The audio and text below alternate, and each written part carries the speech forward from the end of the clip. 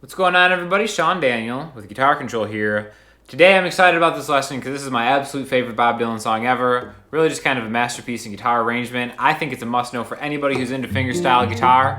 And make sure to click the link below because I'm going to have the chords and the tabs for everything we're going to do here. So let's get right started, okay? This is going to be a capo on the 3rd fret. And this first chord is going to be kind of like an E minor, type of an E minor chord, but maybe one that you haven't really seen before, right? So I think the best way to do this is to take an A minor, take your ring finger off, so now you have an A minor 7, like the 1st fret on the B string and the 2nd fret on the D string, and now move this 2 frets higher. Okay, so you get this really pretty open chord. Now I'm actually going to play this like this. Okay, so really another way to look at this is like a B minor, but without your pointer finger or your pinky, right? So right now my middle finger is on the 3rd fret of the B string, and my ring finger is on the 4th fret relative to the capo of the D string. Okay, so we're just gonna hang on this chord for a while because this is gonna be, it's really just one chord progression that repeats, but the way that it's played is really, really cool. I think a beautiful intro to maybe kind of Travis style finger picking, if you will.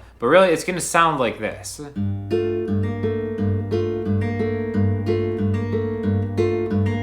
Okay, we're just gonna hang on this chord right now until we get this pattern down with our thumb and our fingers. Okay, so the way this works is your thumb is gonna be responsible for really the E and the D string, okay, which is really kind of common in a lot of different finger picking practices. Your thumb is gonna be responsible for the lowest 3 strings. Most of this we're just gonna be jumping back between the E and the D string, keeping a steady beat. Now, your pointer finger is gonna be responsible for the G string, and your middle finger is going to be responsible for the B string. And then sometimes, optionally, your ring finger can come in and grab the high string if you want. You don't have to do it like that. If you're just really kind of getting into fingerstyle for the first time, these 2 fingers and a thumb is going to be just fine, all right? Now, how we're going to do this, I'll break down super slows like this. Okay, so we start with the E string, and then D and B at the same time, then the E string again, G by itself, D string, okay? E, D and B, E, G, D, E, D and B, E, G, D. Thumb, both, thumb, pointer, thumb. Thumb, when I say both, it's thumb and middle, thumb, pointer, thumb. And then really, before we go on, just really kind of get this nice and steady, because this is going to be the muscle memory that you want to bring in to your playing as a pattern. And eventually you can speed it up. And your thumb is just kind of keeping the pulse of the song, right? Left hand or fretting hand is doing something really easy. We're just kind of hanging out on this one chord. Okay? Now, from here, we're going to go to another chord, which is really going to be like a D7 chord, but with your middle finger hitting the root note or the bass note as an F sharp.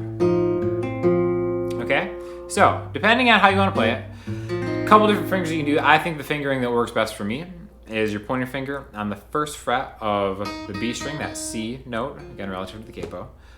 Ring finger 2, G, middle finger holding down the bass on the low E string. And now we do the same thing. We can go E, D and B, E, G, D, okay? Same pattern, different chord, all right? We'll call this a D7 chord, even though it's a D7 / F sharp, as you'll see here written, because F sharp is our bass note. So we have the first one, back and forth. Even though this isn't the way the song goes totally, just do it one bar at a time. The E minor type chord to the D7. Now if you notice, if you play like this, your pointer finger can kind of hang onto that B string and just slide up and down.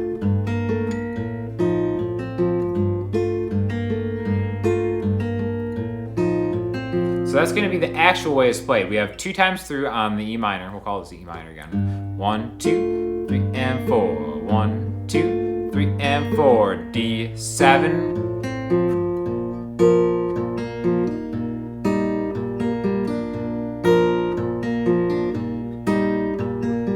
To really kind of like, God, it's just beautiful. Freewheeling Bob Dylan. best Bob Dylan album in my estimation. That's just totally my opinion. Got a lot of great songs, a lot of great albums. It's totally my favorite, right? So after we go from the E minor to that D7, we're gonna go to this G major chord, okay? Now a lot of times you'll play a G major chord like this. This is a traditional way where your middle finger is out front on the root note. I wanna do it where your ring finger is grabbing the 3rd fret on the low E string, and your pinky is grabbing the high G. Now this is totally acceptable as a G major. We don't even need the A string because remember your thumb is kind of skipping over that, all right? So now I'm getting G, E, D in the high E string. Now sometimes I'll grab this with my ring finger. Again, optionally, you can use your ring finger or middle finger, whatever works. It's good to, whatever way you decide, stick with it because you want to create repeatable muscle memory type deals that you can use in all sorts of kind of fingerstyle. All right, so again, this is just a G major chord. Now the reason we're playing it with your ring finger first is because we're gonna go to a C major chord, but the C chord's gonna look like this. All right, not a C major chord like this. We don't need the A string because really we're not getting a lot of A string business going on in this Girl from the North Country song, right? So we're just kind of skipping that A string. So we really only need this and that G, which G is a note in A. So this is gonna be like a C/G chord, which you'll see represented, okay? So the cool thing about this, we can switch back and forth between a G chord fingerstyle and a C chord while being able to keep your ring finger on the 3rd fret to kind of hold down the bass note, right? So I'm getting E, D, and E, and then to the C chord. So E, D, and E, E, G, D, E, D, and B, E, G, D, E, D, and E, E, D, G, E, D, and B, E, G, D. Okay, so when I do this one with the second time, I'm putting my middle finger down on the 2nd fret of the D string and my pointer finger down on the 1st fret of the B string to give us that C major chord. Now sometimes if you're a true boss, you can hammer on to that C major chord. Like that, right? So you can kind of get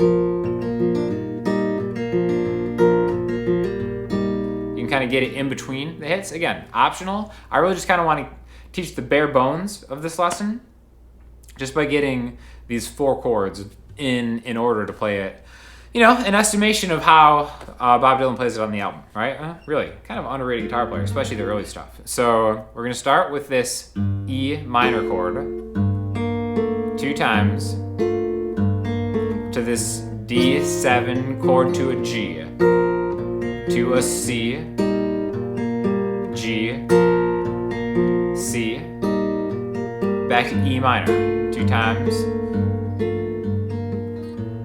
D7, G, C, G.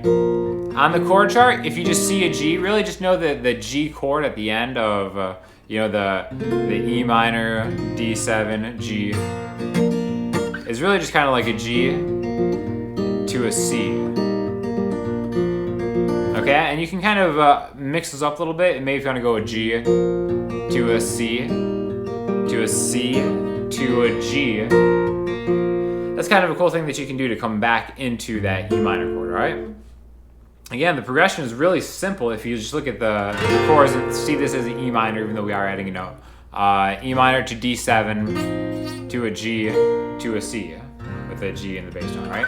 Now, the one thing that'll happen is, I think this is the 3rd time around, we can just do a regular E minor, okay? So instead of having the fancy one, we can do a regular E minor. And that's a great way, that's a great example of the difference between this one and this one. Okay?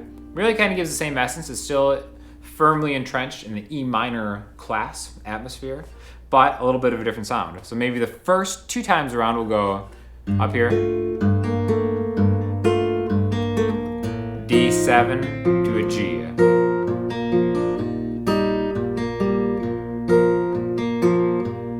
Second time, exact same thing. D7 D7, G, C, C, G. Maybe then E minor, D7, G, C. Okay, that's essentially the whole song. But you may have noticed sometimes I'm adding a different note, which I cannot help myself from doing just because I'm so used to like... That's kind of like my personal style of Travis picking to use all the time. But all that's happening there is if that extra note. So let's take this chord right here that we started off with. We have the E, D, and B, E, G, D. 1, 2, 3, and 4. That's how we count it, right? 2, 3, and 4. 1, 2, 3, and 4. If you want to add maybe one more note, trying to talk and do this at the same time would be a challenge too. 1, 2, 3, and 4, and 1, 2, 3, and 4, and. So sometimes it sounds really cool, is if on the and of 4, that last beat, you hit the B string again with your middle finger, or really any of your fingers again. 1, 2, 3, and 4, and. Okay, here's the difference. 1, 2, 3, and 4. 1, 2, 3, and 4. Or 1, 2, 3, and 4, and 1, 2, 3, and 4, and.